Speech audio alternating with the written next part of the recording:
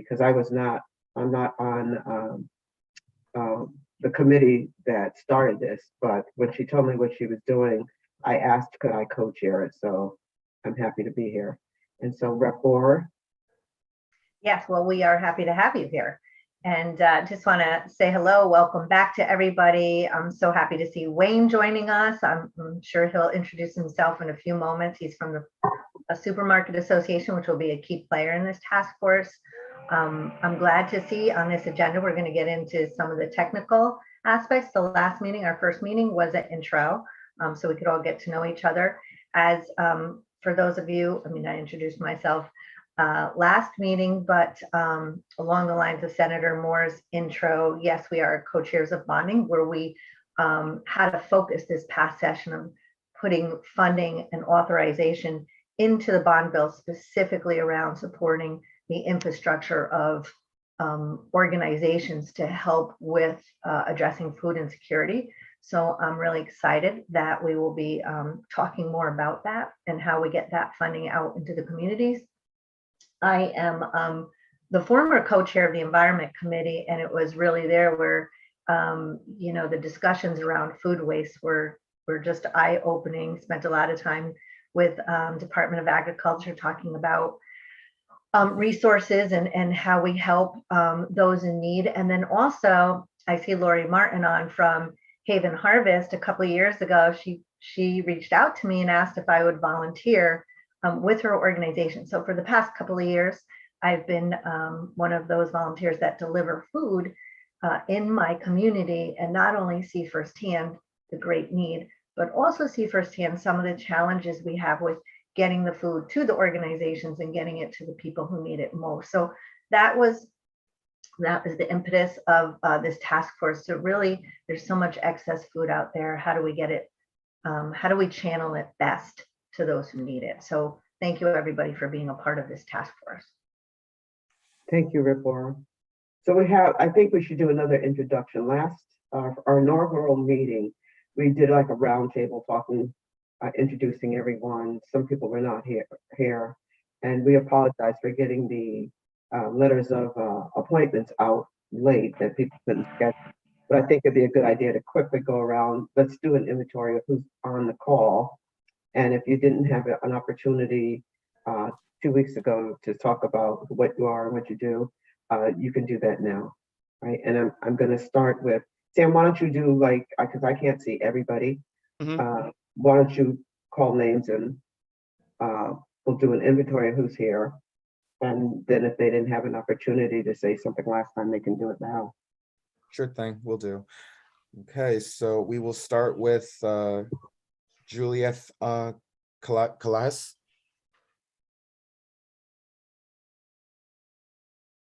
Hello? Can you guys hear me? Yes, Julia, we can hear you.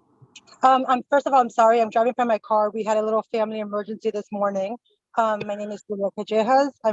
I'm the executive director of End Hunger Connecticut. We have a full shelves program that we kicked off last summer. It's helping pantries that are not accepting TFAT assistance. And our focus is to create a buying group to make everything purchasing power a lot affordable, and then also helping them tools to connect and provide resources for them as well. Thank you, Julia.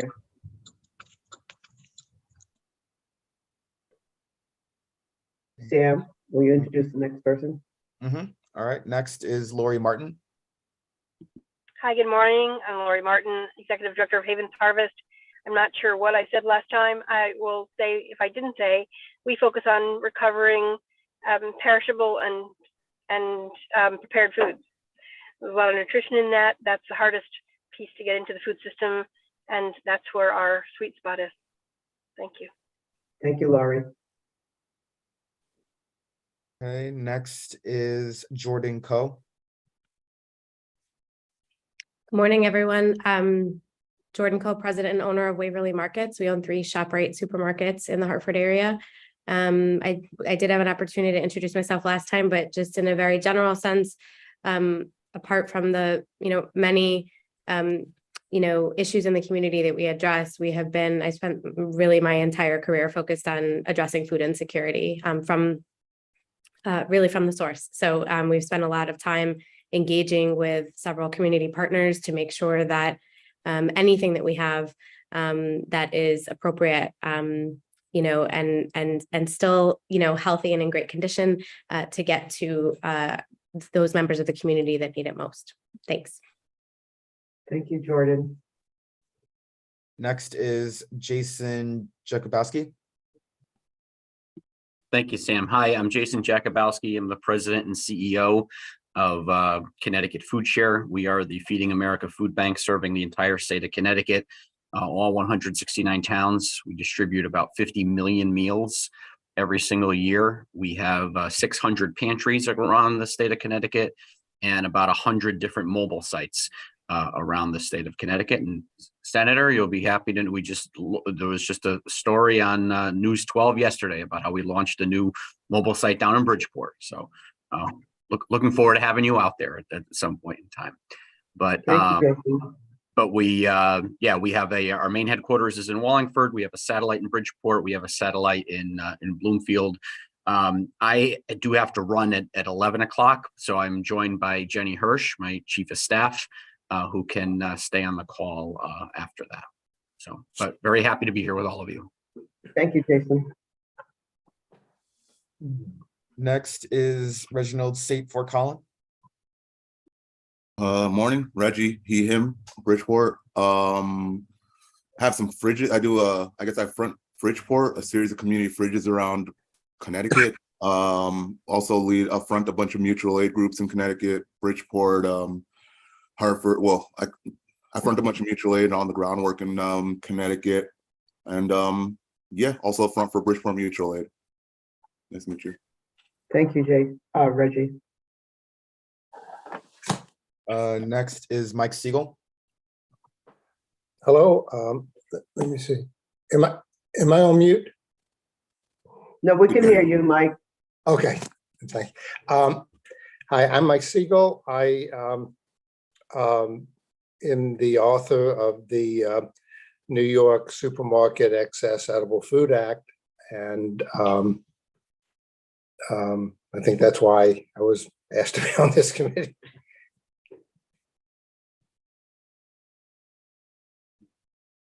Thank you, Mike. Next is the Commissioner of Department of Agriculture, Brian Hurlbert, but he was not able to.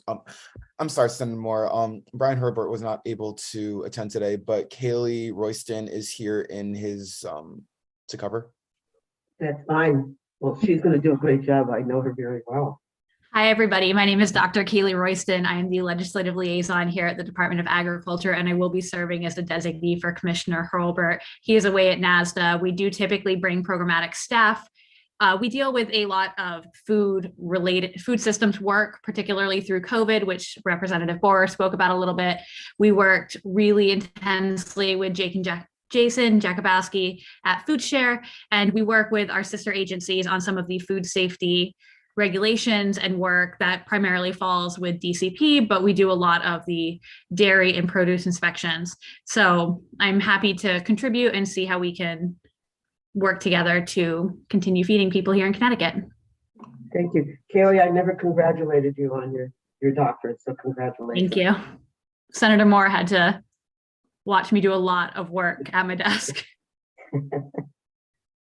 Thank you. Next is Virginia Veneziano. Good morning. I'm with the Department of Consumer Protection, the Food Standards and Product Safety Division. Thank you, Virginia. And next is Cindy Costa. Good morning. I'm with the Connecticut Department of Public Health Food Protection Program. I've been there for almost 13 years, and I was with local health department for almost 17 years prior to that, conducting inspections, grocery stores. So a lot of experience with that. Thank you. Thank you, Cynthia. Is there anyone's name so I did not call? Or members? Yeah. Hi. Wayne, Connecticut Food Association. I'm sorry, Wayne. Oh, that's okay, Sam. Representative Bohr, thank you for your leadership on this issue. And Senator Moore, we've been doing a lot of work, we'll call it ad hoc work around this issue as an industry. I've spoken to and know many of the people who are on this panel. And I look forward to trying to figure out a way how to make things better, because I don't think that things are getting better as it relates to food insecurity. So, anything we can do to lean in and help, we're certainly here to do that, and look forward to working with everybody. So Wayne, Senator Duff appointed you to this committee, and we've heard great things. So we're looking forward and really glad to have you on board. Thank you. Thank you, Senator.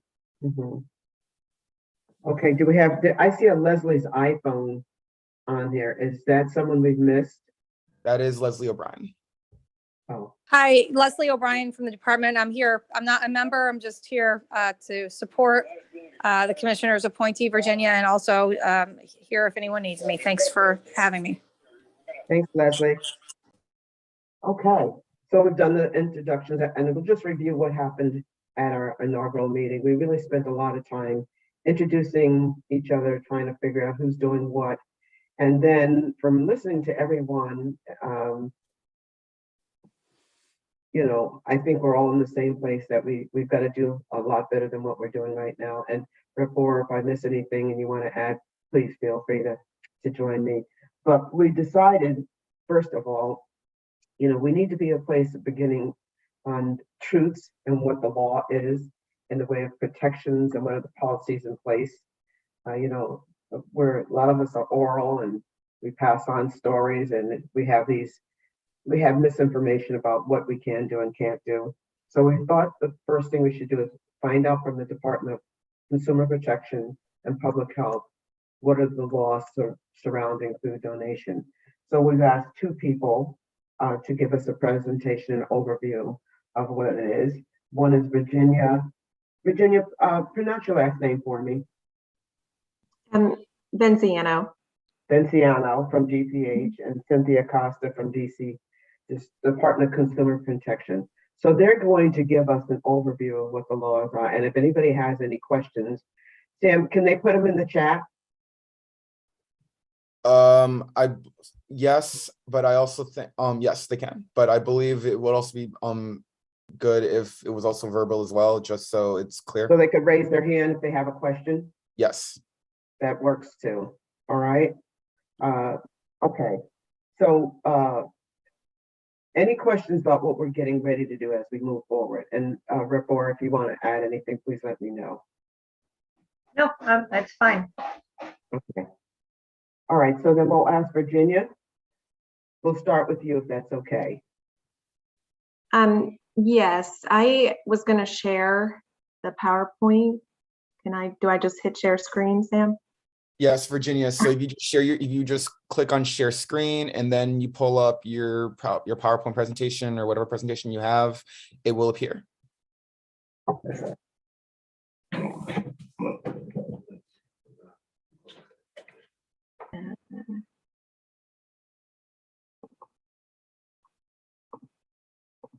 There we go. Can everybody see it? Yes. Yes. Mm-hmm. Okay. Just trying to. Everybody can hear me, right? I'll try to make this short because I know with virtual, sometimes it can be a lot of information. But this is just to go over the Department of Consumer Protection, our regulatory role, to give you an idea of what we do, and then the applicable laws that relate to this task force.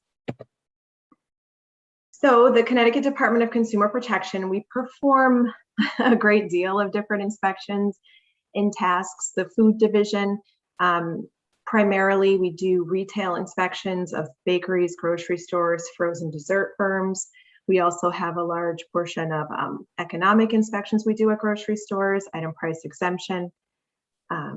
On the wholesale aspect, we do food manufacturing establishment inspections, food warehouses, non-alcoholic beverage firms. We have a contract with the FDA where we perform food manufacturing establishment inspections. We also regulate packaged food and have embargo authority in the state of Connecticut. So the commissioner, if product is determined to be adulterated or misbranded, which I'll go into a little bit more detail on that, the commissioner does have embargo authority to remove product from sale for a set time frame. Can I, are we asking questions at the end, or can I ask a question? You want to wait till the end? Let's wait till the end, okay? Okay. Thank you. Okay. So as far as regulatory authority, we have adopted a lot of federal regulations. So regarding retail, grocery stores, bakery, any retail inspection that we're doing. And by retail, I also mean it's direct to consumer sales. Wholesale is selling to other businesses. So for retail, we have adopted the 2017 FDA Food Code. For wholesale, we have adopted the federal regulations, 21 CFR 117. And this kind of makes everything more uniform. There are a lot of states that have adopted these regulations. For industry and grocery stores, a lot of are following the food code if they have stores in other states. So it does lend itself to uniformity, which is good. We have adopted other federal regulations, but the main one for good manufacturing practices is 21 CFR 117.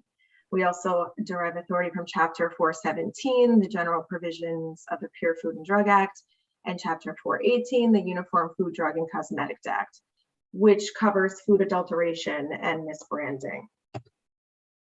So I'm not going to read everything, but this is kind of the nuts and bolts of adulterated food in Section 21A 101. So a food is deemed to be adulterated if it meets any of this criteria. So if it bears or contains any poisonous or deleterious substance, which may render it injurious to health, if a substance has been added to it, rendering it poisonous or deleterious, if it consists in whole or in part of any disease, contaminated, filthy, putrid, or decomposed substance, if it has been produced, prepared, packaged, or held under unsanitary conditions, whereby it may have been contaminated with filth, if it's rendered from a diseased animal, if its container is composed of anything that was poisonous or deleterious substance. So as far as if something is adulterated, we would have to prove this through our inspections, our investigations, when we're conducting our inspections. This further goes into adulterated food. I provided the statute, so if anybody is interested, I can certainly email this or email you this direct statutory citations, but also if product is damaged, or if in certain instances alcohol is added to confections. That law was recently changed. You used to only be able to add a small percentage of just flavorings. Now firms can add a certain percentage of alcohol for flavoring, but it's still for flavoring. So again, this is all things that we come across when we're conducting our inspections, that an investigation would prove that the food is adulterated. So the magic words for adulteration criteria, are poisonous and deleterious. So it's causing harm or damage. Substances are added that may be injurious to health, or it's ordinarily injurious. So along, in history, certain companies may have been adding, I don't know, at one point cocaine to certain products. So obviously that was proven to be something that was not allowed and resulted in adulterated product. So for misbranding, a food is considered misbranded if its labeling is false or misleading in any particular way. It is offered for sale under the name of another food. If it is an imitation product, but it's not labeled as such, or if its container is made in such a way that it is formed or filled to be misleading. With misbranding, we have also adopted 21 CFR 101, which is all of the federal labeling regulations. So there are certain requirements that need to be provided on every label, including the business name, ingredients, net weight. If you're making any type of nutrition claims, those all have to be supported. There's a whole separate, pretty in-depth regulation regarding nutrition claims and dietary supplements, which we also inspect and regulate. But the misbranded definition, like the adulterated food, is pretty long. So I won't go into all of it, but if anybody has any questions, feel free to ask at the end. So for the misbranding criteria, the main purpose of labeling is obviously to inform the consumer about the product and also get them to buy the product. Nowadays, marketing and it's gotten very creative as far as getting consumers to buy the product. But the point of labeling and why we regulate labeling is to prevent fraud, deception, or misleading statements, and to allow consumers to make informed decisions and know what they are purchasing. Consumers are very aware of labeling laws. We do get a lot of complaints about products that may be labeled improperly or are misleading in how they are labeled. So this is something that consumers are very aware of.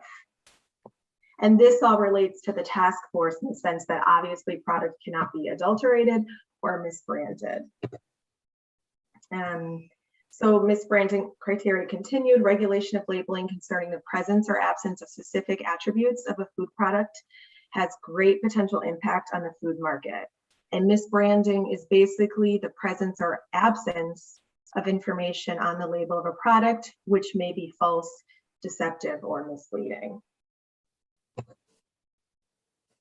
So basically, when we're doing retail inspections in grocery stores or bakeries or firms that are direct to consumer, because we've adopted the FDA food code, there are requirements for temperatures in the food code for cold holding and hot holding.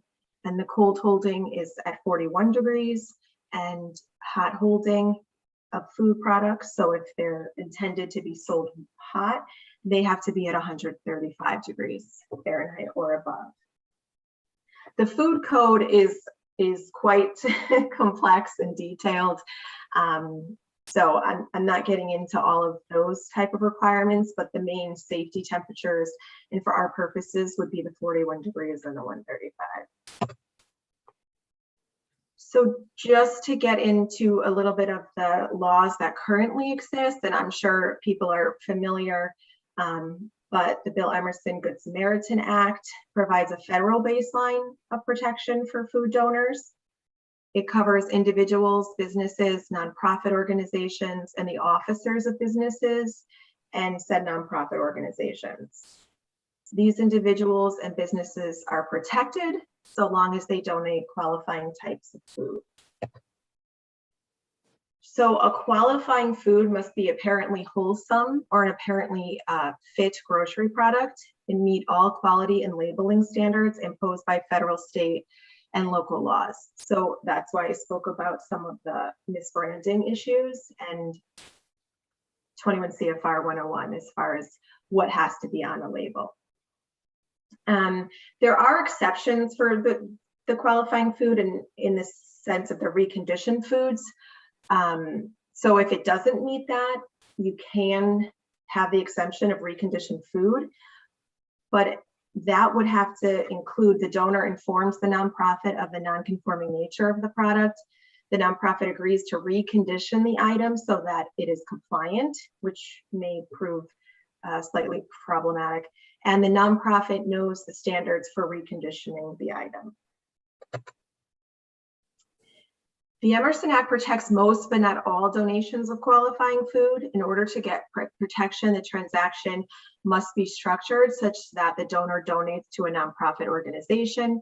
This nonprofit organization that receives the donated food distributes it to needy populations, and the ultimate recipients do not pay for the donated food.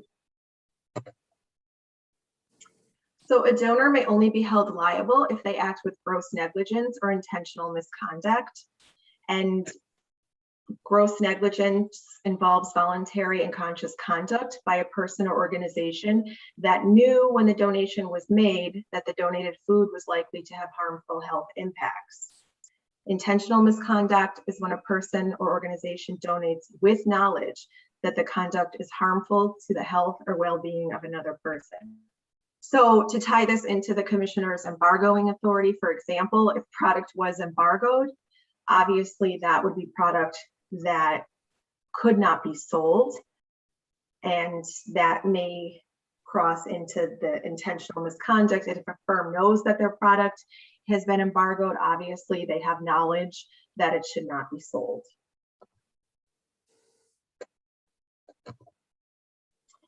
So as far as food donation liability in Connecticut, Title 52, Chapter 925, Section 52-557, immunity from liability of persons who donate food and of nonprofit organizations or corporations that distribute donated food.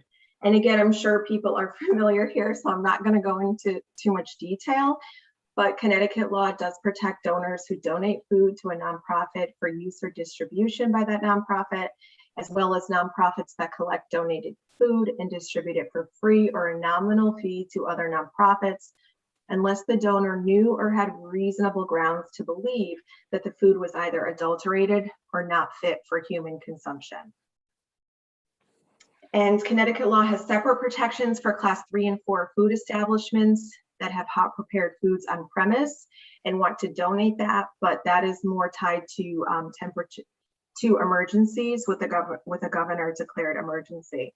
And just to go back, because I forgot to note on the previous slide, as far as what is considered gross negligence or intentional misconduct, there really isn't too much guidance on that. And there, in the past, for example, donating food past sell-by dates is generally held to not impact liability, but there aren't that many court cases around these particular things. So sometimes that can bring a little confusion as far as what is gross negligence or intentional misconduct.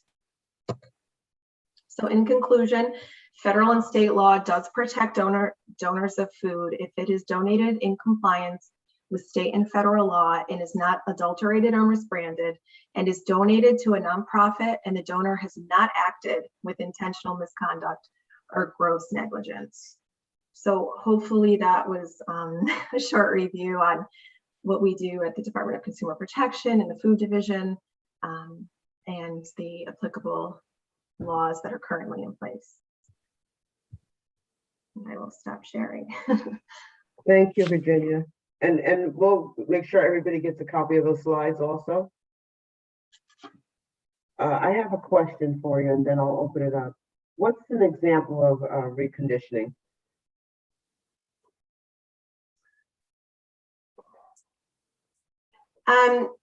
Reconditioning, we don't really see that too much.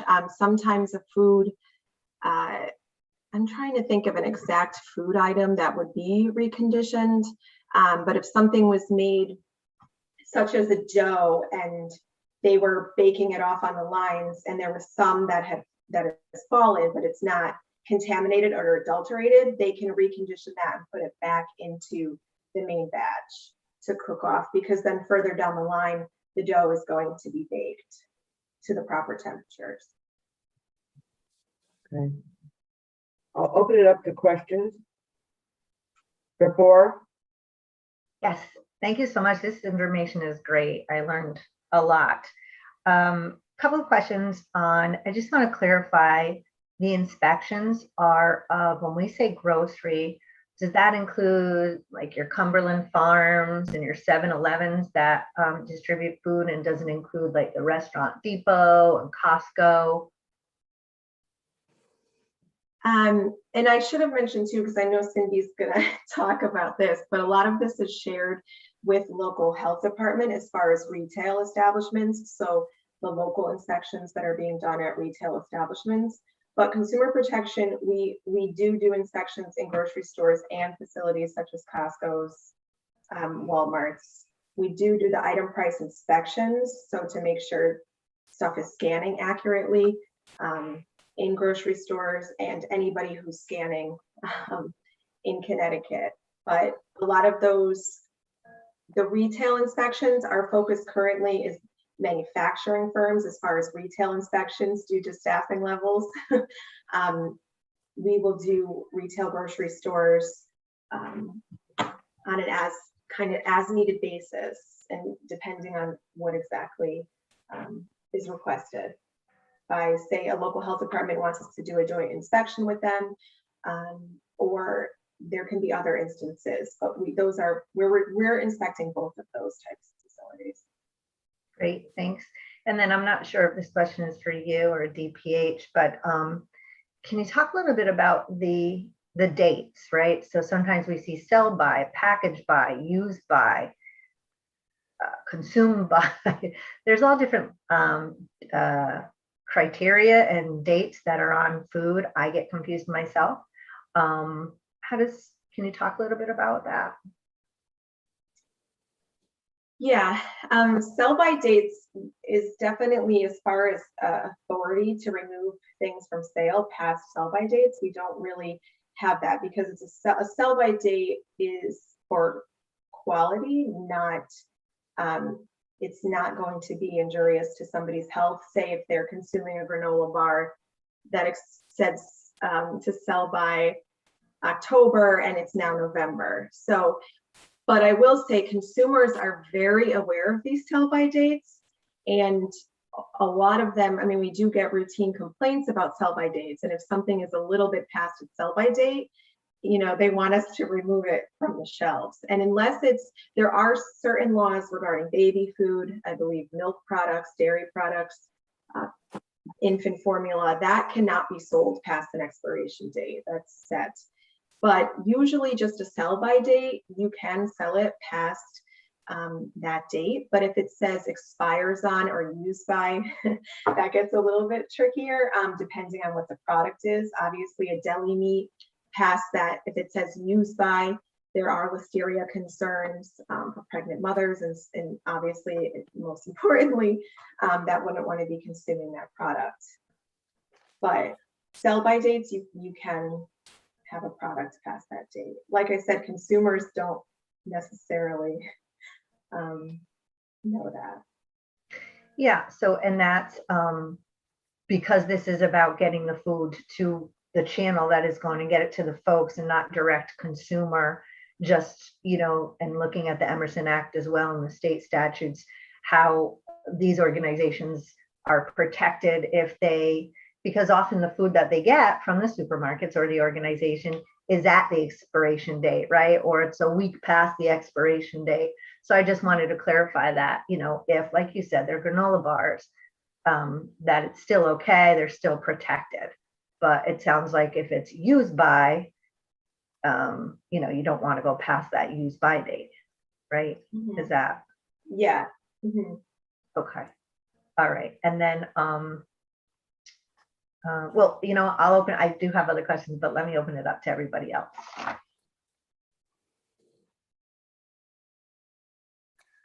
Can I ask a question, Virginia?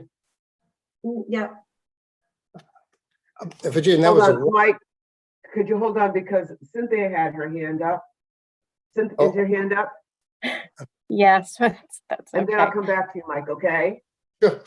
Sure. I was just going to go back to the reconditioning. The one example that I think I've heard that pertains to reconditioning would be shell eggs that are deemed not suitable for selling as a shell egg. They can be made into pasteurized egg product. So they're pasteurized, so they're safe. So I think, right, Virginia? Yeah, that's a great I think- example. Thank you, Yes. Cindy. So that's like Yes. a cracked egg, an egg that cracked that they couldn't sell. Right, They can then use right. it in anything that they're making. Yes, they're as long cooking as it? it's going to be pasteurized, then, you know, any bacteria that may have contaminated the egg itself would be killed during the pasteurization process. So it would be safe to use in that way, but not as a shell egg. Yes. Mhm. And then I just wanted to mention with product dating, I had printed up. I use this a lot. It's a USDA document that explains product food dating and the different types, the sell by, the best by. And as Virginia said, it's most oftentimes it's just a quality. It's best if it's used by, you know, according to the manufacturer, our product is going to be a peak quality if you use it by this date, but it's not for food safety purposes for most items. And as long as the food has been stored properly and safely, especially shelf-stable product, canned goods, you know, they all have dates on them. Many canned goods are a couple years out. And as long as it's been stored in the proper conditions, you know, not in a heated trailer someplace, you know, where it's in the sun, it should still be safe to use after that date. I have a question because on eggs, if they're never refrigerated, they've come directly from farm and they're in a container and they've been sitting out, they're okay. But once they're refrigerated, they're not. I've been to a couple of ag things where I wondered why they were not refrigerated. I believe that would have to do with, I'm not sure if the eggs that, because normally once they're washed or cleaned in a certain way, it requires refrigeration. But if they're coming directly from the farm, they probably are not maybe washed. So at first they wouldn't need to be refrigerated. I don't know. You're right. Is that correct? Okay. I was Yes, hoping you're right. It is why in the last couple of sessions, we have moved to work on legislation that would require that if you are selling eggs at like a farmer's stand or a farm market, that they be unadulterated and clean and kept at an ambient temperature just for across the board safety. And also so that people don't question whether or not it's okay that they're there, because typically here in the US, we see our eggs in the refrigerated section of the grocery store. But yes, if they are coming straight from farm and have not been adulterated, they are fine. Thank you. No problem. All right, Mike? Oh, thank you, Senator. I was going to raise or ask the question. First of all, Virginia, that was an excellent presentation. Thank you very much. I was going to mention the same thing Cynthia did. There is U.S. Department of Agriculture guidelines. I think I had them at one time, but right now I can't find them. But what I can find and send to Samuel, if he'd like to send around, is, as I mentioned before, this concept of this law came from the French law. And I have the French dated but outlined. It's in French. I'll be happy to send this around. I also have the Westchester Food Bank guide of the food dated guideline. And I'll send this to Samuel if he would like to send that around so people can look at it. And I just wonder if Cynthia could send around the official U.S. Department of Agriculture guide if people were interested in that. But some of this stuff is very, very interesting. There are things like pasta, shelf life after date code, pasta, 4 years. Dried goods, baking mixes, 1 year. These bars we were talking about, 18 months. Beans and lentils, which are full of nutrition, 3 years. So the dried fruit, 1 year. So as Virginia pointed out, the nutritional, there's a difference between quality and nutritional value. And so I'll send these around, and if Cynthia doesn't mind, she can send around. She's got the official, I can't find it in my file real quickly, the official. So we could all have this because it expands the possibilities of food just dramatically. When I saw this, I was kind of blown away. I had no idea. I mean, you know, my wife makes me eat yogurt that's 2 weeks old, but I had, you know, some of these dates are just, you know, surprising. Thank you. I have that information too, from the Westchester. I have beans that are very old, and I look stuff up to find out, can I use them? It's been sitting there a while, and it's about the nutritional value many times on the other. Sometimes I just need to fill my belly. Excuse me. So thank you. And so we need to share as much information that's verified as possible. Reggie, I know you had your hand up. You still have a question? Yeah, I guess two. One question was like, what is the limitations when it comes to labeling? I know you can't take anything off, but is there stuff that could be added, like that for stuff or the sell by, like a line that says something about the sell by, the effectively, what is the limitation when it comes to labeling, I guess is the question. And is there like additional stuff that could be asked to be done, or is that not a thing?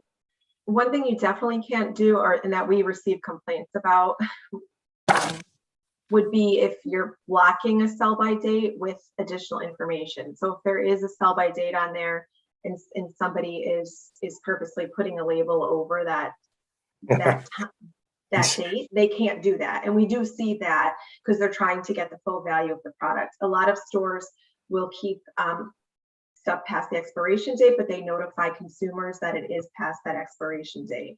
But we have, and it was still in the legislative process, so I believe it passed, but I'll have to double check. But as far as sell by dates, Connecticut, we follow NIST Handbook 130, which is a whole separate, we do have a lot of different regulations. So I can send that out. It does say exactly if you are choosing to put a sell by date on, what you have to do to comply if say a manufacturer decides to put a sell by date. There really is no requirement for people to put sell by dates on. Again, that comes a lot from, and that's why consumers get really hung up on sell by dates and thinking that the product cannot be consumed past that date just because of the history of how this has been done in this country. So, but I can certainly send that out. I'll locate that. I think, and it spells out exactly, but you're saying as far as if you wanted to add information? No, just to say like, because I was looking by the sell by thing, I don't see anything online. Like there's a page, like there's like a one page about the sell by stuff on the Connecticut website, but there's no real information. So I was saying if there's like a place that there's centralized information that everyone knows this information outside of this room. Like if I want to know what sell by means in Connecticut, do I just Google it, or is it on like the label? Unfortunately, that is difficult to find. So it is in the handbook NIST 130. So I will send that to you because I had a second question in regards to like 2 years ago, the FDA relaxed rules because of COVID, where like if you switch some ingredients, something else, I forgot, there's a few things where they relaxed rules for labeling. I was wondering, do you know if that's been changed? Because 2 years you could like, I forgot, like as long as you're not allergic to some stuff, they could switch some ingredients around in labeling. It was maybe due to like supply chain issues. I'm not aware that they can currently still do that, but we have seen routinely in our manufacturing inspections that because of supply chain issues, they are switching out ingredients. Unfortunately, sometimes they're switching them with other ingredients that contain allergens, which are not on their labeling. And allergens currently, I think as far as class 1 recalls, it's really leading the way. Most products are recalled due to failure to list allergens. So that is a big problem as far as, because there are so many people with allergens. So it's very important to keep that on there.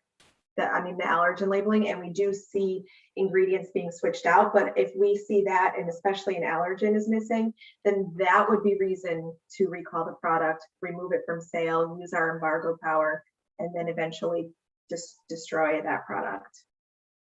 I can add to that if you want. Part of what we do, it is against our rules and Feeding America rules for us to transmogrify those ingredients lists or anything in any way. One of the things that we don't do, there are other places, other nonprofits that will do this, but one of the other big things that we refuse to do is breaking down larger quantities into larger single package quantities into smaller quantities. Obviously, we get bushels of apples that we put into smaller mesh bags that we distribute on our mobiles all the time, but there are other entities that will, for example, take a family-sized box of Cheerios and open up the bag on the inside, regardless of what the expiration date is, and make 7 or 8 little baggies of that, and then distribute that with no ingredients on it, no expiration date or anything like that. That's definitely something that we completely shy away from. Actually, I shouldn't say shy away from. We don't do it. We don't do it, and we're opposed to that practice, quite frankly. Thank you. Representative Borer. Yes, thank you. Hold on one second. Let me lower my hand. So my question on the labeling is, how do consumers learn what the labels mean? Do we, and this is really to anyone who may know any answer, do we as a state or supermarkets, or how do consumers understand what labels mean so that we can, this is all about not only getting excess food into the hands of those who need it, but reducing the amount of excess food sometimes that's thrown away to begin with. So how do people know? Well, Representative Borer, I think we've been kind of skirting around this issue legislatively for a while. I know Senator Blumenthal has introduced, and we've worked with his office around food labeling modifications, right? So we know all this food is good food, and once there's a sell-by date that is still edible, consumers throw it away, and sometimes we're not allowed to donate it. And some of this is around federal policy and really changing the labeling laws. I don't have anything in front of me, but I know prior to the pandemic, and I think the pandemic kind of got this a little bit squirrely, the senator was all over this. And we had been working with his office, obviously, to support that because some of this is around federal labeling guidelines. So there's a gap there. That I don't know that we're going to do anything today about that, but I think it's something as a group and as a community, we should kind of plug in with him and connect with him and see where he's at and try to push that forward, because it is something we were working on that kind of got unplugged post-pandemic, and I haven't heard a lot about it since, but it's a real issue. Yeah, and you know what, it sounds like we have an idea for a guest speaker maybe for our meeting in the next 2 weeks, right, Senator Moore, or in 4 weeks, perhaps we could have Senator Blumenthal on, or maybe a point person from his organization that specifically works in this field, because federal laws obviously impact what we're doing, and a lot of us obviously are state working in Connecticut, but I think as long as we're learning about what we can and what we can't do and what we need to change, we probably should have somebody from a federal organization join us, I think. Yeah, and I think, from a short-term perspective, we can make an impact, but from a longer-term play, it makes sense for us to put energy behind that effort because it'll make a real difference. Yeah.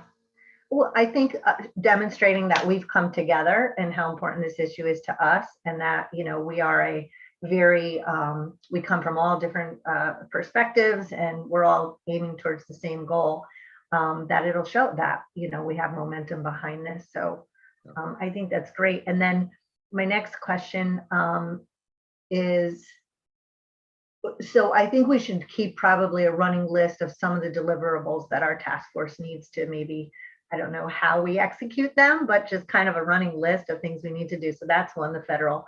But also, Mike had some great information about the continued nutritional value of food that is passed at state, and that he's going to share it with us, but there's only like 12 of us on here, right? So we would like to get that into the hands of all of the local organizations in the community that are doing this work, so they understand it, right? So anybody who is working locally and they have, an inventory, or they have, items on the shelf and they're considering throwing them away, they could still be good. So that leads me to my next thought is, do we have an inventory of local organizations around the state? So if we want to get this type of information or more information from this task force out to local food orgs, how do we do that? So I think that might be another takeaway. How do we come up with a listing of everybody who's doing this work? I know that is a very daunting task, but it's just something we should keep on the radar. My thoughts. Thank you, Rep. Borer. That's I'm jotting these things down. I think we've got a lot of work to do. So thank you. Lori, you had your hand up. Thank you. I would say, I think Representative Borer, that End Hunger CT has done a lot of work about getting the food distribution sites around Connecticut. I know with their full shelf project, I know that I had learned that from Patrick. So they may be a good resource for that list. The other, though, I wanted to discuss or bring up was I'd like to figure out there. I know there's some other regulations and other states use them, but in terms of what Jason brought up, breaking down of larger size, packages of food, whatever that looks like. I mean, what we saw in the pandemic is that we did have these industrial size, sizes of food that couldn't get moved into people's homes because they're huge sizes and they weren't a good fit for families. So that was an issue across the country, but that frequently shows up for us, with industrial size things that can't get into families. And that was even happening with rice and beans, and people were getting 50-pound bags and they didn't have clean kitchens in order to separate them to get into the community. That was happening, in the very first few months of the pandemic. We were dealing with that issue right away. So there certainly are safe ways to do it. How do we create those safe ways? Around the country, there are clean kitchens that can do that safely and safe handling practices. And it seems like that shouldn't be a scare tactic or one that we end up throwing that food away, which is what happened in our system. In general, across the country, as we saw things getting tilled back in, milk being dumped, from my perspective, right, those are still resources and people need the food. And that's what we need to work on, because that's how we get that food into the food system in general. Thank you, Lori. Reggie? Jordan had her hand up before me. I'll go after her. Jordan? Thanks so much. Gentleman. Isn't he a Thank you gentleman? very much. I just wanted to say, from a practical perspective, just to offer some color, because I think as we think about what information we need and what other partners we really need to engage, this has just been a wonderful conversation and a lot of really great information. I think if you break it down to some of the, practical examples, like we'll donate bread that's past its expiration date easily, right? Food Share has taught us even about yogurts, Jason, in the last, 10 years, that we would have been terrified to donate something that was past its expiration date. We have a great meat relationship with Food Share about meat and freezing meat, that, we feel very comfortable with our process. And when you go back to the regulatory piece, we as an organization, we would never leave something knowingly on the shelf that was expired. I understand that some other establishments do that. If that's ever the case in any one of my stores, for example, it's not intentional and we remove it immediately. It's just in a general course of operation, something can be missed. However, there are federal forces at play, and it's a real, it doesn't have to be something that we can't overcome, but it is a reality. And menu labeling. So when you talk about prepared foods, I get very concerned, right? Because prepared foods in our environment, and all of the labeling requirements that we have are just seem insurmountable. That said, I have seen and worked in soup kitchens myself, where we have been able to break down products in a variety of ways to provide nutritious meals for the community and send them away with groceries and a couple of meals for the next few days. So then it gets me thinking about infrastructure, right? We're back to that infrastructure question. And if we had the facilities outside of the supermarket environment, which can be a very chaotic environment, as you can imagine, just in terms of getting product ready to sell direct to consumer. But if we had the infrastructure in these environments where, we had people that were available, not just a strong volunteer network, but also facilities that were available to receive this product, to break this product down, and to cook it up. I've seen that work in a really productive, healthy way. So I try to just offer some practical experience of, you know, this is absolutely possible, already occurring in many cases. But we are hamstrung in some ways by some of these federal laws. And it's so serious that in addition to Department of Consumer Protection, that we are regulated by, local health departments, we also have third-party inspectors that we have come in and look at everything from food safety and sanitation to labeling to country of origin labeling. We take it that seriously. So, you know, this is just a real important point. I just wanted to make sure if you weren't already aware of some of the practical implications. Thank you. Jordan, can I ask you if you could name, or if you know of a facility that really does all this packaging that you mentioned that you're seeing already happen? Where are you seeing this happen at? Is it in Connecticut? Yes. In fact, I mean, I'm sure there's many places. We in our area have in the past volunteered at St. John's in East Hartford. And, you know, we were able to, you know, my staff and I were able to prepare meals. And we had, you know, a group of us that they had a very small food pantry. That was a very small establishment, but they had a working kitchen. And so people were able to come in, eat their hot meal, and then were able to take several bags of groceries with them, in addition to, you know, sandwiches and fruit for the next, you know, few days. So there are smaller outfits doing it. I mean, to do it on a larger scale, they would need a larger, you know, operation, but there certainly are some of those. I can think of several in Hartford that are doing it. So there's a model, it's just a smaller model that would need to be expanded to take on a larger effort. Is that correct? Absolutely. And, you know, and I'm really not familiar with, I'm sure that there is a network, right, of these organizations. I am certainly not the expert in that particular network, but I know that it must exist. I know during COVID, a lot of these places were just not opening because they didn't have, obviously, the staff and enough refrigeration to really do it on a grander scale. But the model does exist. And I think what's happening and what we're really trying to understand here as well as a piece of this is, you know, is there a model, right, that makes sense? Because so many people are doing things in so many different ways. People are making such a great effort to do this, but is there not just education, there's a whole education piece, of course, to the consumer and to the businesses that are donating, but also what is the best way to sort of bring the information together so that some of these organizations can benefit from a model that works. And I'm not the expert on that, but I do know it exists. Thank you, Jordan. Reggie, is your hand up? Yeah, sorry about that.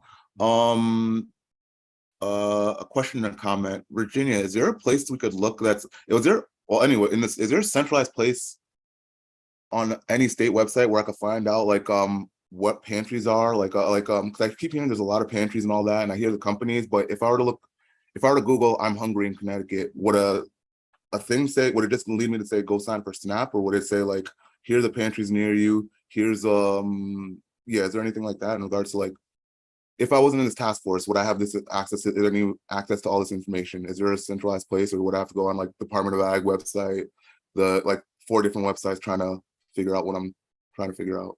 Jenny's shaking her head. Jenny, do you have an answer? Hi. Yes. So if you go to 211 and just hit I need food, or I'm hungry, or help find a pantry near me, you put in your zip code, they'll give you a list of all the pantries operating near you and their hours, their location, all of that information. And you can also call 211 if you don't have access to the internet. And that'll give you every pantry that has given 211 their information, right? So there's quite a lot of them. We tend to direct people to 211. If you visit our website, you'll also see a list of all of our partner programs from, you know, soup kitchen, meal programs, mobile pantries, food pantries, all of that.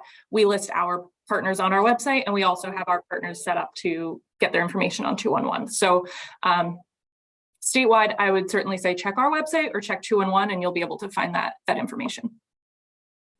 Thank you. Yep. Mike? You're muted, Mike. Mike, you're muted. Okay, does that work? Yes. I'm sorry, guys. I'm old. I don't, this is little, my wife and I ask our grandchildren about this stuff, I don't do this well. Jordan, do you know who funds the type of facilities you're talking about? Is it funded with religious organizations, or is it funded as part of organized food relief organizations? Or do you know who funds those type of facilities? Because I assume there's a cost to that. So I think that Jenny, I know you're here because Jason jumped off, but Jenny can probably answer this better than I can. I do know that there's a combination depending on the organization of religious organizations, state and federally funded grants. And there's, depending on if they have a relationship with FoodShare or not. But Jenny, I think you could probably better answer that question. Hi, Jordan. Happy to hop in on that one. Mike, I would say the answer is sort of yes and. So it's everything ranging from independent nonprofits, faith-based organizations. Some are partnered with us, some are not. It really runs the gamut. And as far as funding sources, Jordan, I think covered it pretty well. It comes from, again, anything from religious organizations receive their funding certain ways. You can apply for state or federal funding, independent fundraising, right? So going out and doing drives with individual donors, foundation funding, we offer funding as well. So, it really, the individual organizations run the gamut, and the ways they get their funding kind of run the same gamut. So lots of opportunities to explore. Thank you. So to jump off Jenny's kind of feedback, some of the programs that we have noticed and seen around the state were started through the HATS program. So they were able to tie food rescue and then provide secondary programs such as food service certification, training programs. So they had also like people who wanted to learn about cooking, needed certifications, come in and provide the services. So through those ideas, funding was available for them as they passed through money to help continue the programs. It kind of helped Rescue Food, provided food for the community, but also provided like training and education. So they brought all of that together. Thank you. All right. So we still have a presentation slide, Cynthia Foster from Department of Consumer Protection. So let's do that. And after that, if there's still questions, we can go back. Cynthia? Thank you. I apologize, but I was not able to get my slides approved for showing yet. I have them prepared so I can go over them orally, but once they're approved, I can send them to Samuel, and if he could distribute them to everyone so you have them. That's fine. All right. So I want to go over the food protection agencies, which Virginia already covered, Department of Consumer Protection. Then I'll just describe the DPH Food Protection Program, which I'll just call FPP to make it simpler. And then a description of local health departments and their role and the regulations that we follow. For food protection agencies on the federal level, we have the FDA, the USDA, and the CDC. And the CDC is a little different because they're non-regulatory, but we work regularly with especially the FDA and the CDC. And then for state level, we have us, the Connecticut Department of Public Health, Department of Consumer Protection, and the Department of Agriculture. And then for local health departments, we currently have 61 local health departments, and they're a combination of full-time health departments on a municipals. Meriden, Middletown have their own health departments on a municipal level. We have health districts, which are a formation of 2 or more towns that form a health district. And then we have still have some small part-time health departments where the director of health is just part-time. Under those local health departments, we currently have about 370 certified food inspectors. In Connecticut, in order to conduct food inspections, you must be certified by the Commissioner of Department of Public Health. Many of those 370 are retired, not active, but most of them are working at local health departments conducting food inspections. The FPP's role is to promulgate food safety regulations for retail food establishments.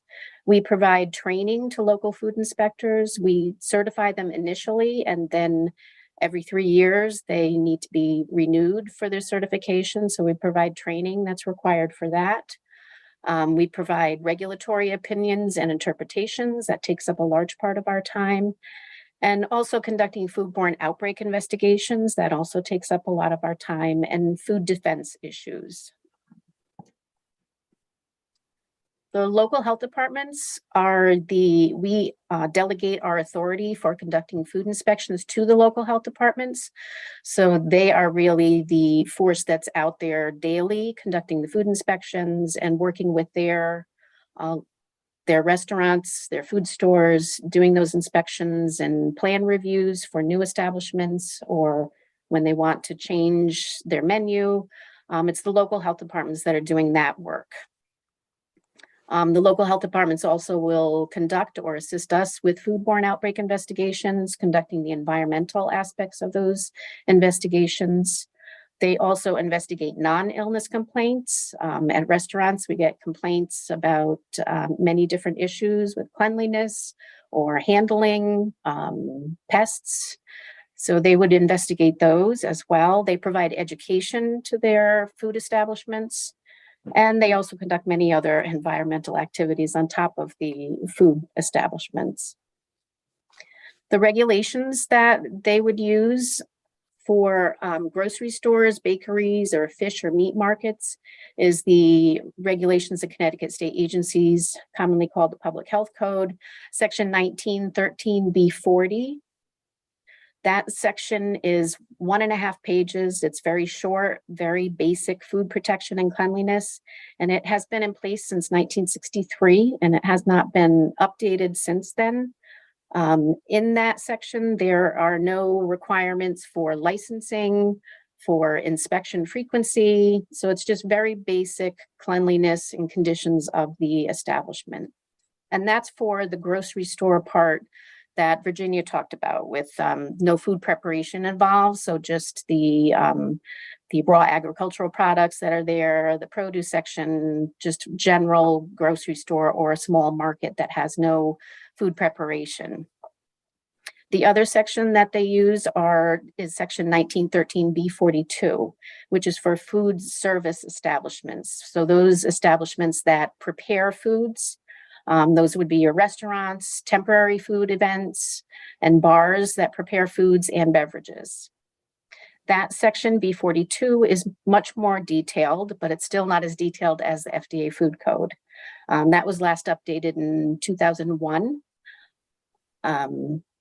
So for B40, the grocery stores that have no food service, again, that would be markets. In the grocery store, it would be departments that have no food service, no food preparation. So the bakery section, the seafood section, produce, the meat department.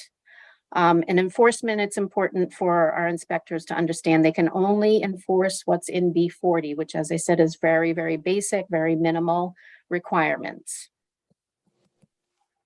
For B42, for food establishments in supermarkets, this would include only those departments that prepare foods. So a deli that prepares sandwiches, grinders, pizza, or seafood department that cooks seafood, those would fall under B40.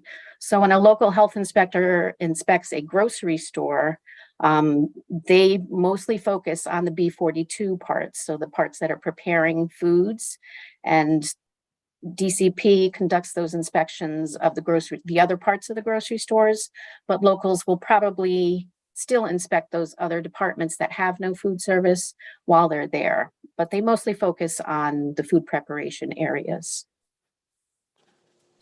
Connecticut DPH is in the process of adopting the FDA food code.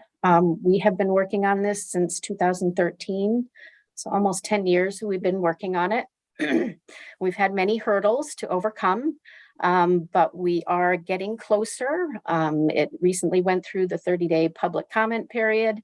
So we're moving forward with the Attorney General review. So we're really looking forward to that. That's one of the difficulties, I would say, in regulating grocery stores. supermarkets is because they're regulated by different agencies, DPH, DCP, and the local health departments, but we're using different sets of regulations where Department of Consumer Protection has already adopted the FDA food code. So they're enforcing the FDA food code for their part. And then our local health department, when they're doing their inspections, they're using the older Connecticut regulations, not the FDA food code. So once we have finished the adoption and we're implementing the FDA food code, at least the two agencies will be using the same regulations, the same requirements. So we're really, really looking forward to having that. So we're all consistent on that. So I just wanted to go over the focus of enforcement when we do inspections at supermarkets.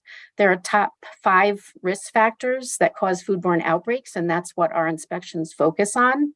And those would be improper holding temperatures, so cold holding and hot holding. As Virginia said, cold holding is 41 degrees or less. So any foods that are deemed time temperature control for safety foods that must be maintained at cold temperatures for safety need to be at 41 degrees or less. If they're hot held foods, they need to be held at 135 degrees or hotter. The other risk factors are improper cooking temperatures. So any foods, meats need to be cooked to the proper internal cooking temperatures. Poor personal hygiene, we're looking at handling of foods, no bare hand contact with the foods, the health of the employee who's handling the foods, making sure they're well and not experiencing any illness symptoms that they could transmit to the food that would make the person who consumes it ill.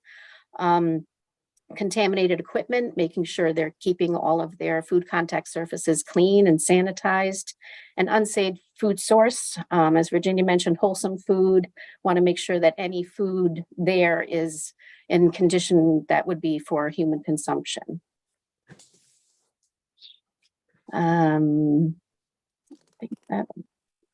protection of the food, not only bare hand contact, but making sure that foods are covered, protected from any potential sources of contamination, overhead leakage, any insects or vermin in the establishment or where they're stored, making sure they're stored properly so that they're protected at all times. Some of the concerns that we would have would be talking about education, who will provide guidance to the supermarket on what can and what cannot be donated. Has the food been properly protected while at the supermarket? How is the food going to be transported safely? Is it going to be cold held if it needs to be cold held? Are they going to be donating any hot foods? Are they going to transport them hot, or are they going to cool them and then transport them? Are they going to be protected? How are the foods going to be packaged? Does the receiving establishment have trained staff to ensure that the food is received and handled safely once it's in their possession? And will the receiving establishment be able to use the donated food within a safe time period? So in summary, just want to make sure that any donated food is considered safe for human consumption, making sure it's handled properly at all times during the donation, prior to the donation, make sure it's transported under conditions that maintain the safety of the food, and make sure it's handled and stored safely after donation until it's consumed. So just making sure both ends of it have the capacity for the amount of food that is going to be part of the donations. And that's it. Thank you, Cynthia. Thank you. Any questions for Cynthia? I don't see any hands up. Sorry, Senator Moore. Rep. Moore? Cynthia, is there anything we could do? Is that the process since 2013? Is that in regs review? Is that where it is? It is with the Attorney General's office. The, like I said, the 30-day public comment period ended in July, I believe. And then it's now in the Attorney General's office for official review. So I believe they have 30 days to review that, and then they'll let us know if they have any comments or require any changes. Okay, thanks. Yes. And just thank you, Rep. Moore. And just to understand that, so that brings together the FDA and the state having the same And then, Yes. let's say they do approve it, how does that get disseminated out to everyone? Right, so that's going to be a huge, we started training our certified food inspectors in 2017 because we thought it was moving forward quickly. So we thought we were going to be enforcing the FDA food code in 2018. So we started training our food inspectors at that time. So it's been a long time, 5 years since we started that process. So we'll need to train all of our food inspectors. Our current regulations are based on an older version of the FDA food code. So it's going to be very similar. But as Virginia said, that the FDA food code is much larger than our current regulations. They're much more detailed, which is great. But it's just going to require some training, also training for food establishments so that they are aware of the new regulations and what that entails. Many of the chains already go by the FDA food code because they get their internal audit inspections usually go by the FDA food code. So I think many of them, it's the smaller independently owned food establishments that will probably need to have some hand-holding, some, really specialized guidance on what they need to do to come up to speed with the new regulations. So it's going to require a lot of training. Thank you, Cynthia. Yes, thank you. And they say the process is slow. This is, Yes. that's not even slow. That's another word. I see, Reggie, your hand is up. Yeah, I have a question. I'm just trying to figure out how to ask it. So in regards to transportation of items, at what point of the system does, like, at all points it's regulated and it's looked over, but I've been on the ground, I've been part of many times. There's times you get boxes and tons of just old food, like it's being expired. Like you get boxes of those like box food programs, 25 pounds of food. I'd say like a lot of times, more times than not, there's at least like 20%. I guess Lori would probably be able to answer also. Like but there is always a percentage of food that's just straight up expired and looks been like expired at some point. Where's the point that it stops getting regulated and looked over, that it was regulated this whole time, then it ends up in someone else's hand and it's like expired and it's like looks like it's been like expired for a week. Is there like well, I guess I'm asking if there's capacity to like do this. Is it like you said there's 300 people and some of them are retiring? Is there capacity for people to like actually monitor what's going on, or is it something that's like we hope we catch everything? Right. Yeah, I would say it depends on the donation process and where, once the food leaves the food establishment that's donating it, then it would be under the responsibility of the agency that's taking responsibility for that food to make sure that it's maintained. And, I would think that the establishment that's donating it, if it's already expired, like hopefully whoever is picking it up would have the opportunity to, put their hand up and say, I'm not going to take this because it's really not safe to give to people. But if it doesn't get stopped at that point, then whoever's accepting that food takes on that responsibility. And there really isn't a inspection per se of that type of process. They're inspecting, local health inspectors are inspecting the food establishment, but they're not inspecting once it's donated. So it kind of gets lost at that point. All right, cool. Okay, I'm going to show my ignorance here on food donation. Is there a standard that anyone uses, maybe not for the whole state, but does each organization have their own standard? Or who's driving that standard? I'm just thinking of the supermarkets, really, who have the items. Do they have a standard on what they're doing? And like, what is the process? I mean, I see Mike Siegel's got his hand raised. I think, and maybe that's another meeting that we just see what the process is now that people are using, so we can identify, because I don't know a lot about this, but when Reggie was doing Bridgeport and Bridgeport, I had a lot of questions for him and I didn't know him. It was on Facebook and I was like, oh, hold up, can you really do that? Did you check with this one? I'm just really worried about you know, people with good hearts wanting to help people having food. And how long is it going to be out there? Is it going to be refrigerated? Do you know what those regulations are? I don't know them, but I know there are regulations. And the last thing I want to hear is one of my constituents got sick or ill because someone had a good heart trying to do something. So I'm just wondering, I know people who receive food who then disseminate it to the communities that are just regular community people, not an organization. And I'm saying, do they understand what they're doing and bringing out the food and giving it to people? Because I saw tables set up in housing projects with all this food laid out there in the heat. And I'm saying, this can't be good. You know, but I don't want to be the one that says, I don't want to feed my people who are hungry. But I want to be the one that said, I did it because I was worried about you getting ill from some of the food. And so I would ask Wayne, if maybe for the next one, and Jordan, you know, the process of how you give out food, who you give it to, beyond some of these larger organizations. How do these other people end up having all this food that, you know, to give out to people and may not know the regulations for handling the food or the conditions for handling the food? So we could save that for a bigger conversation. And maybe if that's okay with Rep. 4, we'll set that up for the next meeting on how the distribution takes place right now.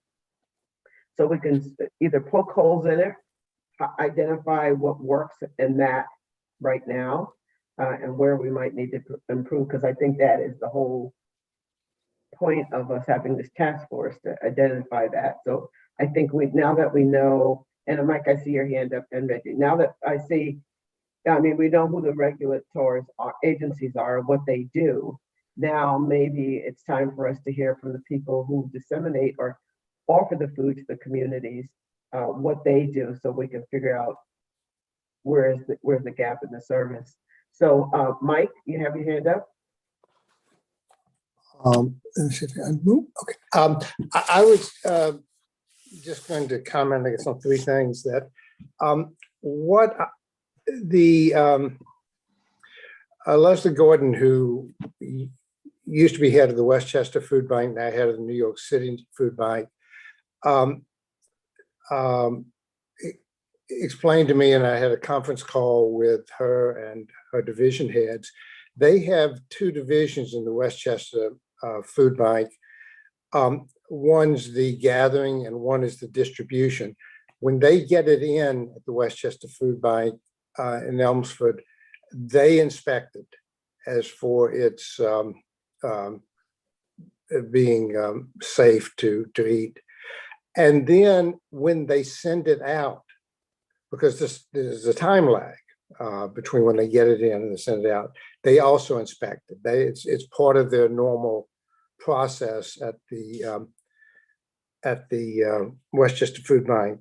And I know that I've several times visited Neighbor to Neighbor, and I know as Jason has in Greenwich, and I know that they do essentially the same thing.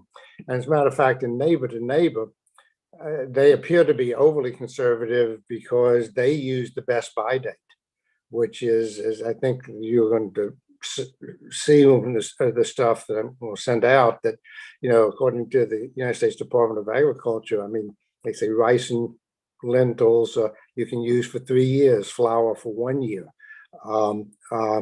So so that's just been that's obviously not a not a scientific sampling, but it's just based on what I know. They appear to be pretty diligent. There was a study, and I don't know if I can find it in my file, which is kind of large. There was a study several years ago that there apparently has been no lawsuit brought for bad food.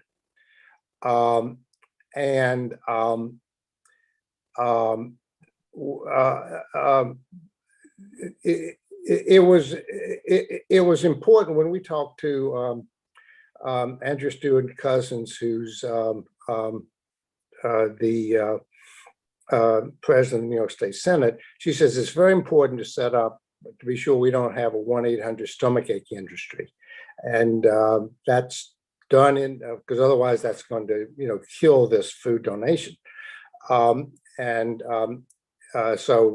we have this federal law. And in addition to working on Best Buy dates, my discussions with Senator Blumenthal's office, they also have a bill to expand the protections of the Emerson Food Donation Act. So maybe that's two things that when they come, if they come, they could comment on. But it's my impression the people involved in this industry really care about what they're doing, and they don't give out bad food to people, and it has not been a problem. So I think a balancing that needs to be analyzed is the practicalities of what the experience is, that there does not appear to be a problem of passing of distributing food, which is bad, and with how much regulation should be put into the system, because that has a potential of cutting off, as Representative Boris said, the issue is getting more sources into the system. So for what it's worth, that's not scientific, but that's just my observations. Thank you, Mike. Lori? Thank you. When I was in Washington, D.C. to help promote and get more co-sponsors for the Food Donation Improvement Act, the expansion of the Bill Emerson Act, and it was repeated again by the Harvard Food and Law folks and refed, that there has been no lawsuit on food recovered and people have gotten sick. Well, that is, I think you began to tell that story, right? We have these ideas and myths. We bump up against that often. People say, my cousin's lost a business and they donated food. Someone got sick. It's just not true. That I feel like we're educating people about all the time. The other part is in our app. I mean, just like a small piece. We have a piece in our app when we can see when people pick up the food, and if it gets out of a range of time for food safety, our line goes pink, and we call the volunteer to find out what's happened. We've never had somebody still holding the food. It's just that they forgot. They got in conversation with the site and then they forgot to close out the run. But we do have a way to track what's happening with the food, so it doesn't get out of food safe temperatures. And like I've said, we do track where the food goes. We try to move it as close, as Dorinda knows. We move the food as close as we can to the source of the donation. And part of that food safety, we do keep the food, the FDA's safe food handling. It's on our resource page on our website. So our sites do know that. But the thing that you mentioned about like all the food on the tables, I think we did see that a lot during the pandemic, not necessarily part of our group, but other people doing it. But we really do keep in good relationship. I think the last mile contacts and those relationships really make a big difference, because we don't send a huge amount to a small site. So we measure that, like what their capacity is in terms of cold storage, the number of people there. And so that gets matched so the food won't get out of safe temperatures and will be safe. But that's, it's a lot of work doing that. I mean, I think Representative Warren knows that. She has seen that right in West Haven, her sites. We match that up so we get best use of that food. And of course, keep it safe as we can. Thank you. And so I think that information needs to be disseminated also, and people need to be aware of that. Because I have not done food work where I'm out donating it and I don't know the process. And so that perception needs to be clarified, right? So we know what actually, so I appreciate you sharing that. Even for my own edification, I appreciate knowing that. It's always been a scary point for me, worrying about that. So Reggie knows I've said it several times. Like, Larry of it, but it's about lack of knowledge of the food system and what's taking place. And I think it's important for people to feel safe. And I would guess, and all right, so I've never been in a place where I've had to ask people to provide me with food, right? But if I did have to ask, I would be hesitant about taking that because I don't know. And so if I was hungry and I saw it, I'm like, I don't think I'm going to take it. I don't want to get sick. I'm hungry and I'm sick. I'm not to the point where I'm starving. So, I would pass on it. But that information is important to people who are not sure about, is it okay for me to take that food? All right. I think what you're speaking to, which I think is such an important piece aside from regulation, that especially the last mile food work, and I know Representative Orr can speak to this because she does it every week. That is a lot about relationships. And one of the pushbacks when I began this work 7 years ago, people would say, including, some of the organizations in Connecticut, how can you do that? How can a stranger bring food to a stranger? How does that work? And I always say that they're only a stranger the first time. The next week when they go back, they already know one another. And our volunteers have been around for years. And when they go back, like they know who Beth is at the senior center. And the seniors who get the food, they know when this person is arriving and they have a toddler in the car, and sometimes they'll get a little gift for the toddler, a stuffed animal or a balloon or something. So it's a lot about relationship making. And that relationship for us is really key, is where the food goes, because we don't just drop it. It's not a willy-nilly, like, you've got a house, okay, I'll bring you food. That's not the way it works, because we want the food to be safe. We want people to get good food, but we want also it to be safe and good food. So we have a long discernment process who our relationships are with, where the receiving sites are, so the food can be well used and we can feed the community safely. Thank you, Lori. Reggie? I just want to ask Lori, is that pink line thing you're mentioning, is that a standard that you hear about a lot? Because I like that idea a lot. I think there should be because timeliness is usually the problem. That's my biggest concern. Food shouldn't be going to Norwalk to Hartford, end up in Bridgeport a week later. I think stuff like that would be ridiculous. But I think timeliness is always an issue. So it's fresh when it's donated, but then time to get it always what kills it. So what we see is the food donation has been picked up, and we'll see it's in transit. And if it gets out, I think it's it hits an hour. It's like, hey, it goes pink and it says, hey, something, it hasn't been delivered yet. That's pretty much what it is. Because then it turns green once it's been delivered. But generally it just means that someone just didn't finish the app. That's all. They got in a conversation, they drove away, they were feeling good, made a great connection, and that was all. But we do have that. And that's an important piece for us, to know what's happening with the food. So not necessarily for bread, okay, we're okay with that one, although we want to make sure it goes directly. But as Representative Orr knows, we get a lot of food from the universities. That's a lot of prepared food. We want that food moved quickly. Thank you. Rep. Orr, your hand's up. But I see Mike I'll let Mike go next, and then. Oh, I'm sorry, Mike. Okay. Oh, go ahead. Go ahead, Mike. All I was going to say is I have the same impression as Lori does. I know it neighbor to neighbor. Margaret Goldberg, who's the executive director, they said, they have 200 families, and they know them, and they know the children, and now they've started getting winter coats for the children. They distributed 200 packs of school bags for the kids that were starting school, and now they started getting coats for the kids. I mean, they know the families. I just what Lori said is what I've been pushing. You might want to have in a future session, I don't know, it's up to you, Senator, and you, Representative, you might want to have Margaret Goldberg from Greenwich Neighbor to Neighbor come and tell you what they do. All right, thank you, Mike. Rep. Orr? Yes, thank you, Senator.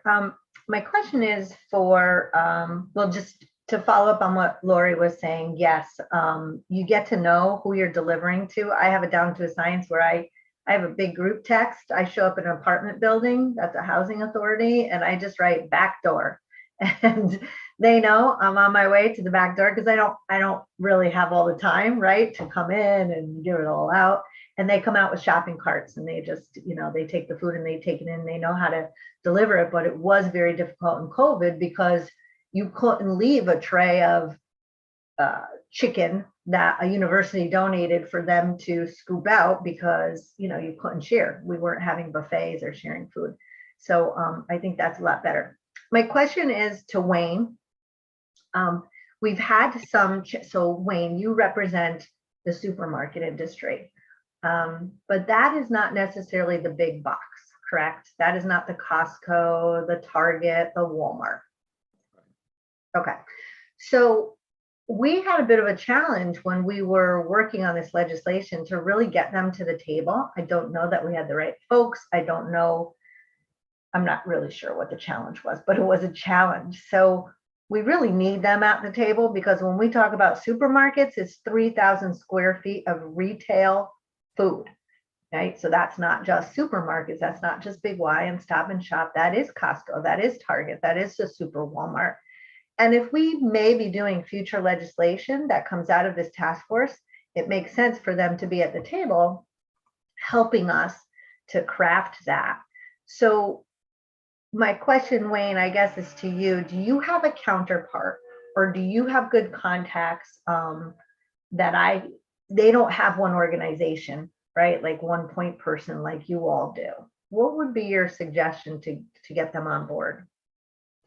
Well, there is a Retail Merchants Association. I'll turn you on to that contact. All of those organizations fall in there.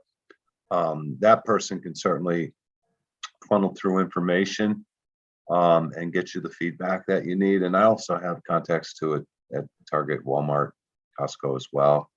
But they do have a representative and an association that, you know, we should probably be just funneling them the information from this, so that obviously their feedback's important. And there's a lot of really good food that can come from those organizations. So sure. We want them in, right? I mean, right. the idea would be to bring them in the pool and let them know what we're trying to do and find out where their barriers are and what they can and can't do as well. So I'll get with you offline. Okay. And share that contact with you. And make sure that we're funneling them the information from this committee, so that we can get a broader group of, you know, food retailers in the net. So absolutely. Yeah, I think what I can do is even send the link to the 2 recordings of the meetings, just to catch them up possibly.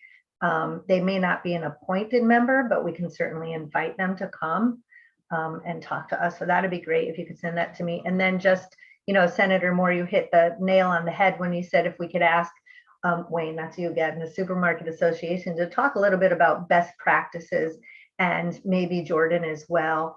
And then from the local organizations, what they're seeing as best practices, because one of the things we found, and one of the reasons this was all, you know, the legislation was created, was because we found that many supermarkets are very good and they're models, and some won't even talk to us.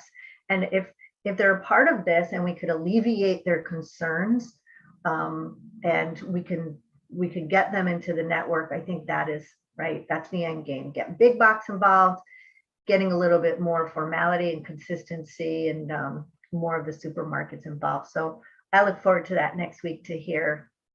I want to hear from the local organizations too, because I will, you know, I'm not going to start naming supermarkets that are good and not as well.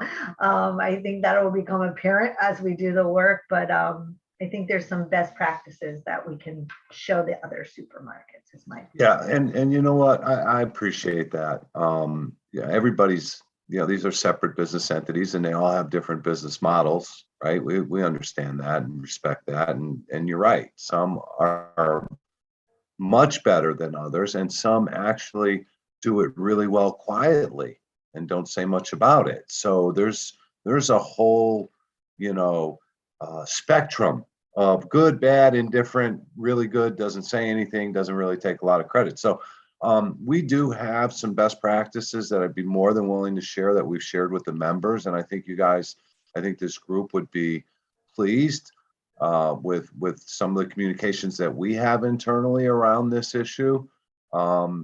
It was interesting because when I was contacted initially about this bill last session, I put out a bunch of feelers to folks, and the information that came was very quick. It wasn't something that needed to be developed. This sat in people's, you know, this is how they operate. So it was quick, and I would be happy to share that not only with this group, but also amongst our members, just in case, there are some stragglers, but we do a pretty good job. It's just a matter of identifying the need as much as it is anything else, and making sure we know who the partners are around us so that we can satisfy those needs. So, but yeah, we can certainly share some best practices, and I can certainly help coordinate the big box retailers as well.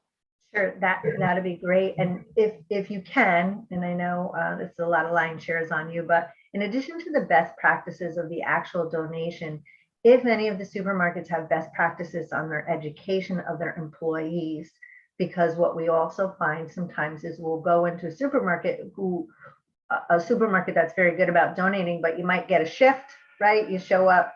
I did this, last week. It's a Saturday morning. I show up at a certain supermarket.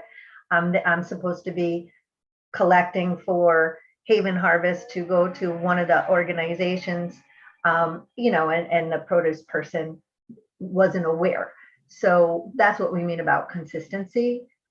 Just like, what do we do to educate the employees about the importance of sustainability and addressing food insecurity? You know what I mean?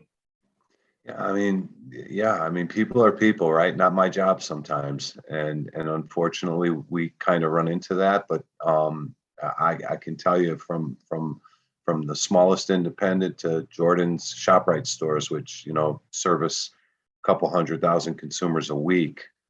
There's a policy in place. Question is how do we drill that down so associates are aware of that, and we just make sure that they understand when someone comes in that we're going to try to work with those folks to get them whatever we can. So no doubt about it. And this is something we want to try and get right as well, and really spotlight the work that we do. I look at it as really us taking credit for the work that we do, not getting credit for the work that we do quietly, probably every day, 7 days a week. So all in, and I'll follow up with my deliverables. Great. Thanks so much. Thank you, Senator Moore. Yes. Reggie?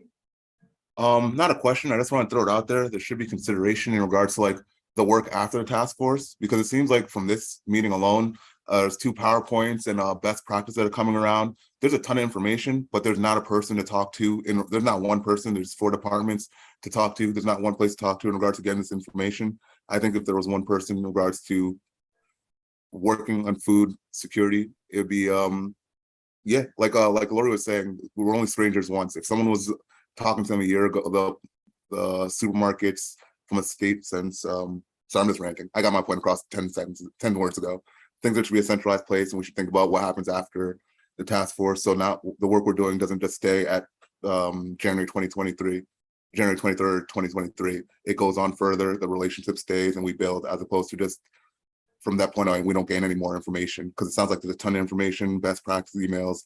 Everyone's working on it. It's just that it's all done internally, and it should be worked together worked on together. So Reggie, are you suggesting that we consider this task force potentially recommending that there be a point person in the state that is like the office, not the office, but somebody who is the food insecurity, because it's a little all over the place? Just like the healthcare, there's the Office of Healthcare Advocate. I think there should be an Office of Food Care or Food Advocacy. There should be one place where, like, if you ask me what the food insecurity in Bridgeport is, depending on what conversation, I could pull from Yale, UB, Sacred Heart. I could give you whatever number I want, depending on there should be one place where you have centralized numbers, centralized everything in regards to, and that 211 information, the sell by information, everything should just be in one place. It shouldn't be 4 people showing us a PowerPoint. We should just hit up this one person. Not that I don't like it. I liked all their voices. They all had a lot of good spirit, great smiles, great, better than coffee. But I think there should be one person we should reach out to, instead of having people there should be one person we just be like, hey, what's food insecurity in West Hartford? Who are the programs? What programs are going on? What is it? One person that's supposed to having to reach out every time we have a question to someone new. So yeah, I think there should be an office on the state side at least, dedicated to doing all this work. So is there still a state food policy council? Statewide? Yeah, there is. They meet up 4 times a year. Yes, there is. Yeah, rather than yeah. They Yeah, just did a that's- grant for that's- $10,000. They're doing a What'd you say, grant. Reggie? I read their notes, like the notes online, they've been meeting since 2021. They have 4 meetings a year. I don't think that's enough, especially for something like the second biggest problem in Connecticut outside of housing. Like, I think it should be shown, like what we're doing here is more than what they're doing, not to like undercut them, because I think they just dropped the grant for $10,000 over 18 months to help expand infrastructure, but that's 2 years worth of work. I think there's more efficient ways to get stuff done. It should be someone working 40 hours a week or a group of people working 40 hours a week. Rep. Moore, is there an end date on this task force? Yes, Yes. end of year. January December. 23rd. That's for a report, or is that just for the end of the task force? For the report, I think I've got. I think it says to report out. Yeah. But it doesn't say that the task force has to end in January, does it? Well, I think we got to look at that, because when you create an official task force through legislation, you have a assigned staff, which is Samuel Clark. Thank you very much. And you have official appointments that are for a specific period of time, but that doesn't mean a working group can't continue. Right. Right. It does say in the section F, the task force shall terminate on that date that it submits such report on January 1st, 2023, whichever is later. Yeah. Okay. There you go. We need to think about a work group, because I don't think this is anything that's going to get, continuing. I'm thinking about what Reggie says, there's got to be somebody to push the envelope. And if we start out this strong with all this information that collectively we don't all know, that we're learning, we become a think tank, right? So that's something that we should think about. Do we want to continue after that? And what's left of the work that needs to get done that we need to put on the agenda? So I'm going to move to this for our next agenda. We've got about 9 minutes before 12 noon. For the next agenda, I think this food distribution process is important and best practices. I'd like to hear from other people that not for new ideas, but do you agree that that would be the next step for us to listen to? And that includes us for a future meeting, getting in touch with Senator Blumenthal if he's available, getting him on here also. So I'd like to hear from others on the next agenda. I just think that best practice is really important for me and for everybody, that we're all in the same place. I believe in this, people having this common knowledge of where we are. So as we grow out, we're all working from the same place of what we know. It's almost like basic for me that we're all in the same place learning as we go along. So when we make the decisions, they're informed with the same information for everyone. So I'll hear from anybody on suggestions for best practices. Yeah, Senator, one thought around the ongoing work of this group. And I see Jenny's on the phone there from Department of Ag. There's the Food Policy Council, which where a lot of this house. I sat on that group for about maybe 3 years, and they take up a lot of these issues.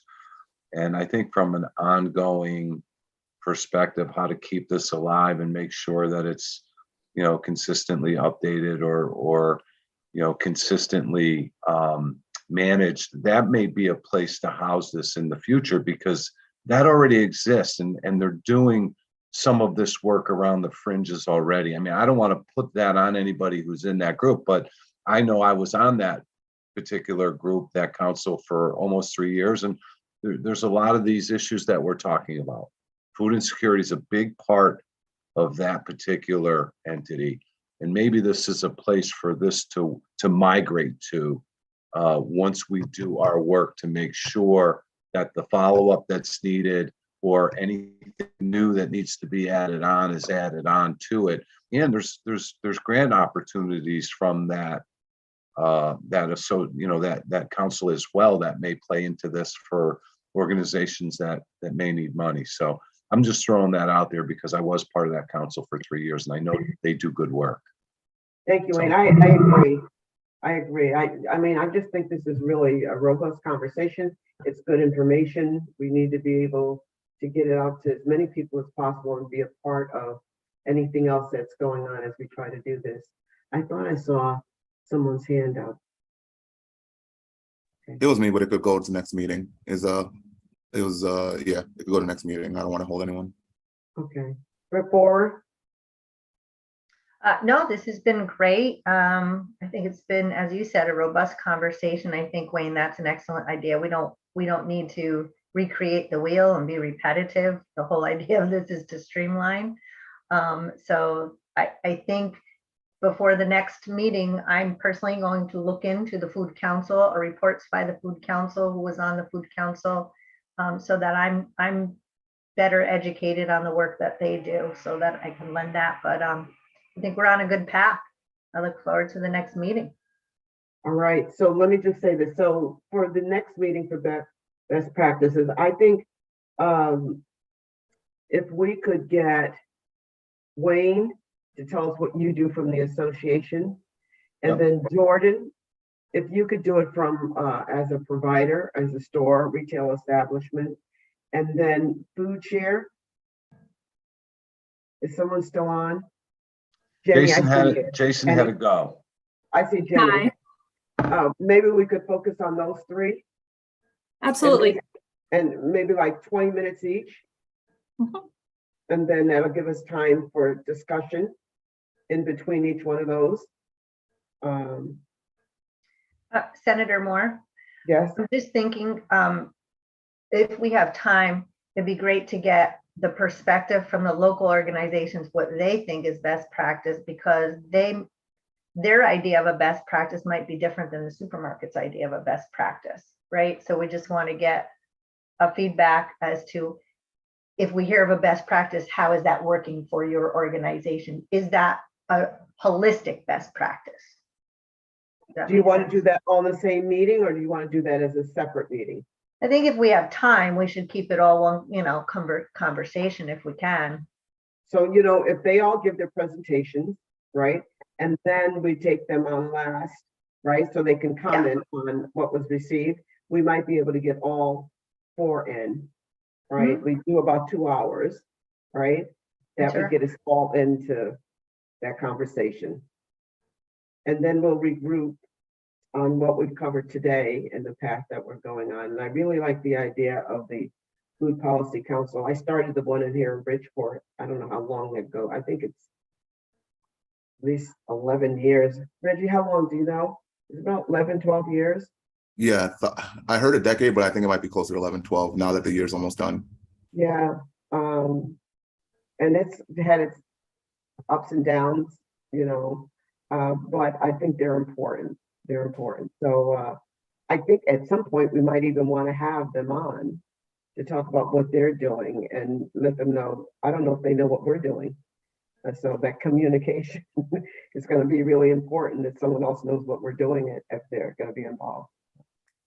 So we'll do that. So we'll ask Wayne and Jenny and Jordan for the next session to give us something. And then we'll ask the providers who are on the ground disseminating food to give us comments and think about what they're doing. And I'm really interested in this mobile app, Gloria, that you talked about. Is anybody else using it? Any other providers using it also? And how do they track the food? So I just really want to thank you. This has really been food for the soul and figuring out what people do. And I appreciate the work that all of you all do to get the food to people and the donation of the food so we can address hunger at some point. No reason for anybody to be hungry when you consider how much food is wasted. So, Representative Porter, would you like to make a closing remark? Have a great day. Yeah, I really appreciate you, Rep. Orr. I just want to say that. I really appreciate you. I appreciate all of you all. And thank you, Samuel. When's the next meeting? Thanks, Samuel. So the next meeting would be in 2 weeks. Is that correct? Therefore, we're doing every 2 weeks? What is that date?